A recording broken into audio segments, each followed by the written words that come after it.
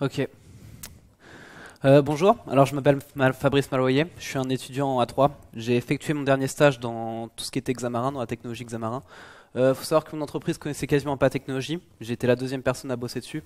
Du coup, en fait, ils m'ont littéralement mis en électron libre et puis j'ai découvert la technologie et puis je leur ai présenté la technologie. Du coup, je pense que si j'ai pu le faire à une entreprise, c'est pas une mauvaise chose de le faire ici juste après. Alors Xamarin, qu'est-ce que c'est? Alors Xamarin, c'est un framework qui va vous permettre de développer des applications pour téléphone d'un coup sur les trois plateformes, Android, iOS, Windows. Alors en gros, ça existe sous cette forme-là depuis environ 2011. C'est une start-up. Microsoft l'a racheté dès 2016, ce qui nous a enfin permis d'avoir le support .NET. Donc ça a vraiment complètement changé cette entreprise parce que tout simplement c'est un support qui est énorme, qui a complètement démocratisé la technologie. Dès qu'ils l'ont racheté, quelques mois après, ils l'ont intégré à leur plateforme de développement Visual Studio. Donc il faut savoir que c'est déjà intégré dans la Visual Studio Community Edition, donc c'est gratuit. C'est développé en C#, donc vous avez développé du C# pour tout, donc pour iOS, pour Android, etc. Donc adieu le Java, adieu l'Objective-C. Et comme je vous disais, du coup, ça supporte les technologies Android, iOS, macOS, Windows. Donc UWP, c'est Universal Windows Platform, c'est la nouvelle technologie qui veulent aussi intégrer Xbox, et WinPhone. Alors en gros, comment créer un projet Xamarin? C'est super simple. Vous allez dans votre Visual Studio, nouveau projet, cross-platform, Xamarin, et ça vous crée ce qu'il y a juste à droite. Donc juste à droite, ce qu'on peut voir, c'est qu'il y a une solution commune. Donc ici, elle s'appelle App 1, je me suis pas pris la tête pour la nommer. Et ensuite, plusieurs solutions qui vont être natives, Android, iOS et UWP. Je vais revenir dessus juste après. Alors du coup, comment est-ce que ça marche? Donc Xamarin, vous allez avoir une solution commune, des fonctions communes, donc qui vont comporter uniquement des méthodes Xamarin, donc qui fonctionneront au global. Et enfin, après, des méthodes natives, donc UWP, Android et iOS. Donc ces méthodes natives ne fonctionneront que sur l'appareil iOS, Android et UWP. Alors pourquoi faire ça? Pour la simple raison qu'en fait, les parties communes ne pourront fonctionner que sur certaines choses bien particulières. Donc par exemple le data access, donc on pense par exemple à tout ce qui va être gestion de données, à tout ce qui va être cloud, etc. Tout ce qui va être connexion en fait vers l'extérieur. Ça va aussi fonctionner pour tout ce qui va être partie graphique, interface graphique. Xamarin va vous permettre d'avoir la même partie graphique pour les trois applications Android, iOS et UWP. Ça va vous faire gagner du coup beaucoup de temps pour toute la partie développement graphique et toute la partie connexion à des bases de données. Ensuite, il y a les trois parties natives. Vous pouvez voir sur l'image de droite la taille de la partie commune et enfin la taille des parties natives. Donc les parties natives, à quoi est-ce qu'elles vont servir? Elles vont vous servir en fait à avoir accès à l'intérieur de l'appareil. Xamarin ne va pas vous permettre de pouvoir, par exemple, utiliser l'appareil photo, de pouvoir accéder à certaines données, etc. Parce que ce sont des choses bien particulières à chaque plateforme. Vous allez être dans l'obligation en fait de devoir coder chaque partie en Android, en iOS ou en UWP. Si vous voulez par exemple, je sais pas, faire du traitement d'image, donc pouvoir récupérer une image dans un dossier, ou même genre juste prendre l'image en général. C'est des parties qui vont être uniquement natives. Donc évidemment avec des fonctions natives. Donc ces fonctions natives, elles ont bien évidemment des méthodes bien particulières qui appartiennent à la technologie. Mais l'avantage de Xamarin, c'est que vous allez quand même pouvoir les coder en C#. Même si elles restent natives. Donc ce sera au final des fonctions qu'on connaît sous Java, mais dans la forme C#. Du coup, quels sont les intérêts de Xamarin si au final on est quand même obligé de développer en natif? Ça reste du développement cross-platform. Vous allez pouvoir faire, comme je vous disais, toute la partie accès base de données, toute la partie graphique, et certaines autres parties d'ailleurs, au final, le traitement des données, etc. peut fonctionner en Xamarin. C'est juste tout ce qui est interne à l'appareil qui va devoir être développé en natif. Ensuite, c'est du développement en C#. Le C#, ça reste un langage, au final, plutôt simple à manipuler, et ça reste un langage unique. Vous n'avez plus besoin d'utiliser 3 langages pour développer sur 3 appareils, vous n'en avez besoin que d'un seul. Ça peut réduire votre équipe de développeurs, ça peut faciliter la communication entre vos développeurs, et ça accélère le projet en général. Donc avoir un seul langage, toujours plus simple que d'en avoir 3, et donc 3 développeurs qui travaillent ensemble. Ensuite, l'avantage de Xamarin aussi, c'est ça va vous permettre d'avoir des performances natives ou proches d'un développement dans le langage de base. Donc au final, votre application, si elle tourne, si votre application native tourne sur n'importe quel appareil en fait, sur un vieil appareil de 2010 par exemple, elle fonctionnera aussi en Xamarin. La différence est extrêmement mince, voire inexistante. Et enfin, vous allez pouvoir réutiliser votre code. Alors qu'est-ce que je veux dire par là? En fait, quand vous allez développer en natif sur chaque partie, Android, iOS, UWP, vous allez garder une certaine logique dans le code. Ça reste du C#.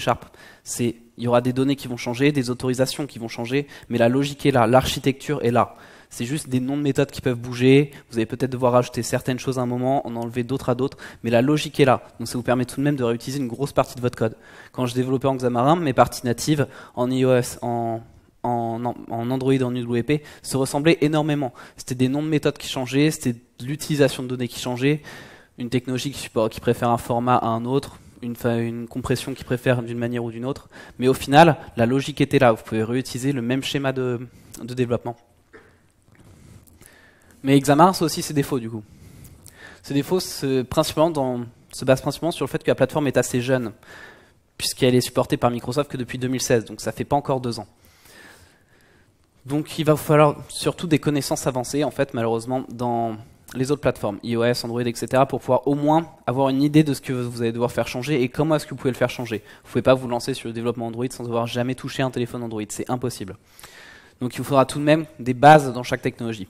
Moins que si vous développez entièrement, mais il vous en faut tout de même. Comme je vous disais, cette technologie est jeune, il va vous manquer de la documentation. Beaucoup de problèmes ont été résolus, mais il en manque encore beaucoup à résoudre. Quand vous allez avoir des bugs sur votre développement, Stack Overflow ne vous répondra pas tout le temps comme il peut le faire sur d'autres technologies comme en Java où il répond quasiment tout le temps à votre solution ou par exemple à du C# classique. Il y a encore des gros trous où il manque des informations. Et comme on n'aime pas trop réinventer la roue quand on est développeur, des fois on reste bloqué. Les fonctions communes sont très basiques. Comme je vous disais, au final, la plateforme commune, elle nous permet surtout de faire du data access ou de la gestion graphique. C'est assez léger. Vous allez au final quand même devoir pas mal développer dans certains cas. Quand moi j'ai travaillé sur une application de traitement d'image, du coup, il y a 80% de projets qui étaient en fonction native. Donc au final, la fonction commune reste très basique, trop basique. Cela tend à changer. Il y aura sûrement de plus en plus de choses faites pour gérer les 3 plateformes. Mais pour le moment, c'est pas encore complètement ça.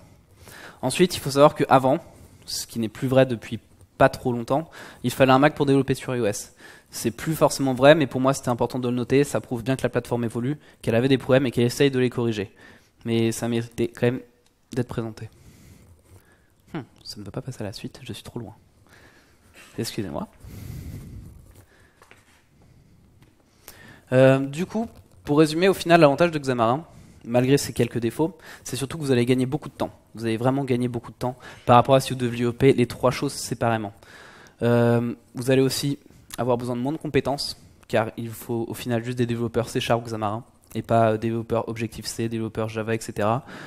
Donc ce sera surtout un gain de temps. Et au final, dans les entreprises, maintenant, le temps, c'est vraiment des questions d'argent. Car le développement, ça coûte cher, et les budgets, ils commencent à baisser parce qu'il y a de plus en plus de concurrence. On est de plus en plus nombreux à être des développeurs. Du coup, il faut que les entreprises puissent se démarquer en offrant un développement plus rapide possible. Xamarin l'emploi, du coup. Donc ce que je vous ai montré, c'est les courbes des offres d'emploi et des salaires qui ont été mis à Londres pour du Xamarin. Donc ce que vous pouvez voir en fait, donc sur la courbe à gauche, c'est que les offres d'emploi ont drastiquement augmenté, littéralement, qui reste supérieure à la moyenne, et qu'elles ont beaucoup monté en 2016-2017, qui redescendent un peu. Alors pourquoi est-ce qu'elles redescendent un peu? C'est parce que mine de rien, la technologie commence à se faire connaître, il y a de plus en plus de gens dessus. Avant, il y en avait du coup beaucoup moins, donc c'est pour ça qu'il y avait beaucoup d'offres, il y en a un peu moins, il y en a toujours beaucoup, mine de rien. Et à droite, ce que vous pouvez voir, c'est les salaires. Donc les salaires, forcément, ils ont un peu baissé parce qu'il y a beaucoup plus de gens dessus, mais ils restent tout de même très élevés. On parle quand même de 45 000, 50 000 livres annuels à Londres. Donc ça reste largement acceptable pour un développeur de toucher cette somme-là. Donc Xamarin, si vous êtes intéressé, c'est un milieu qui recrute et qui paye bien. Du coup, autant en profiter. Surtout qu'au final, c'est pas forcément la technologie la plus dure à appréhender. Comme je disais, ça reste du C# et c'est juste des connaissances en mobile que maintenant notre génération a quasiment tout le temps. Notre génération de développeurs, je parle évidemment. Ce qu'on peut voir, c'est qu'à partir de maintenant, il y a environ 15 000 compagnies qui ont travaillé avec du Xamarin. Donc on peut voir des grosses boîtes genre Bosch, Slack, Kellogg's qui travaillent sur du Xamarin. Donc toutes ces compagnies ont déjà fait confiance à Xamarin, ont travaillé avec. Donc ce qui prouve que la technologie est fiable et déjà utilisée. Donc c'est forcément une bonne chose. Enfin, c'est un bon point en fait pour la technologie et de plus en plus d'entreprises s'y mettent. Quand on voit le nombre de projets en fait en Xamarin qui sont proposés où ils cherchent des développeurs Xamarin, je vous conseille juste d'aller sur Stack Overflow par exemple où il y a plein d'offres. Il y a du recrutement, c'est une certitude. Ensuite, moi par exemple dans mon cas personnel, genre j'étais dans une entreprise, donc j'étais chez Assystem, c'était leur premier projet, enfin leur deuxième projet en fait où ils se servaient de Xamarin. Donc j'étais vraiment sur une sorte de projet pilote où ils voulaient tester la technologie et voir ce qui leur permettait d'être fait. Donc c'est bien après en fait que la technologie, plus elle avance, plus elle a des chances d'être utilisée par de nombreuses entreprises juste pour cette question de gain de temps et de facilité. Donc 15 000 en fait, on est quasiment sûr que le nombre va exploser d'ici quelques années. Et enfin, je voulais juste vous montrer. Alors il faut savoir que ces deux applications du coup sont une application Android à droite, une application Windows à gauche. Donc elles ont été faites entièrement par Xamarin. Je voulais faire une démonstration à la main, mais du coup mon PC n'a pas marché sur le réseau YouTube. Donc en gros voilà, juste deux images de quelle est la différence. Comme vous pouvez voir, elle est très minime. Donc ces deux interfaces là, c'est du Xamarin, c'est pour la même application.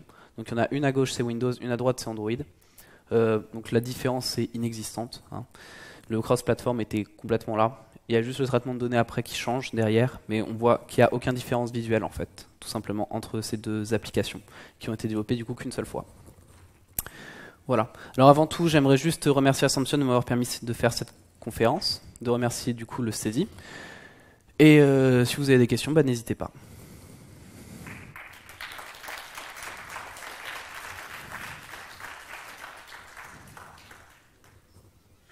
Alors moi j'ai une question du coup. Je suis assez étonné du coup pour des fonctionnalités de base comme par exemple tu disais juste prendre une photo et tout ça, il faut quand même leur développer au natif et ça Xamarin n'a pas déjà une couche de base pour le gérer. Non, Xamarin n'en a aucune. Pour pouvoir développer en natif, en fait, dans chaque partie, il faut que tu autorises l'accès à l'appareil photo via des fonctions internes. Par exemple, chez Android, c'est du camera intent.